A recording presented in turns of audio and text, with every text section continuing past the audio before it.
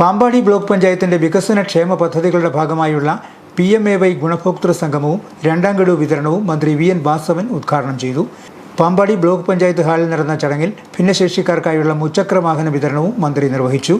ഒരുപക്ഷെ ഇന്ത്യയിൽ മറ്റൊരു സംസ്ഥാനത്തും നടക്കാത്ത കാര്യവും കേരളത്തിൽ മാത്രം നടക്കുന്ന കാര്യവുമായി അത് മാറുമ്പോൾ നമുക്കൊരു സന്തോഷ വാർത്ത കൂടെ വരാൻ പോകുന്നതുണ്ട്.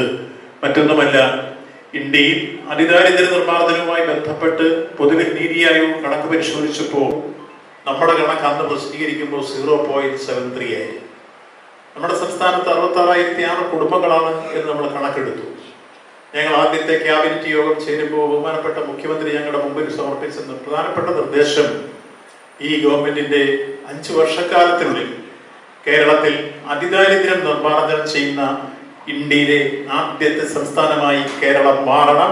അതിന് നമുക്കെല്ലാം ഒരു ടീമായി പ്രവർത്തിക്കണമെന്ന് പറഞ്ഞു. ഞങ്ങളെല്ലാം ടീമായി പ്രവർത്തിച്ചതിന്റെ നെറ്റ് റിസൾട്ടായി വരാൻ പോകുന്ന നവംബർ 1 കേരളപ്പിറവി ദിനത്തിൽ ഈ കൊച്ചു കേരളം ഇന്ത്യക്ക് മാതൃകയായി അതിദാരിദ്ര്യ നിർമ്മാർജ്ജനം ചെയ്യുന്ന ആദ്യത്തെ സംസ്ഥാനമായി പ്രഖ്യാപിക്കാൻ പോകുന്നു എന്ന സന്തോഷ വാർത്ത അറിയിക്കും.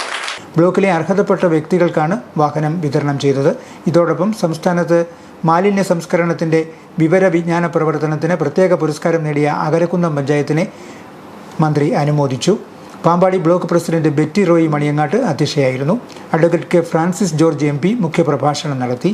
ഗ്രാമപഞ്ചായത്ത് പ്രസിഡന്റുമാരായ Sindhu Anilkumar, advocate EM Binu, block panchayat സ്ഥിരം സമിതി അധ്യക്ഷരായ CM Mathew, Prema Biju, Mariamma Abraham, ജില്ലാ പഞ്ചായത്ത് അംഗം TN ഗിരീഷ് കുമാർ, ബ്ലോക്ക് പഞ്ചായത്ത് അംഗങ്ങളായ doctor Mercy John, Ashok Kumar Poothamana, Jomol Mathew, TM George, Biju Thomas, ദാരിദ്ര്യ ലഘൂകരണ വിഭാഗം project director Bevin John Varghese, block panchayat secretary Jomon Mathew, CDPO J. Jayakumari എന്നിവർ പ്രസംഗിച്ചു.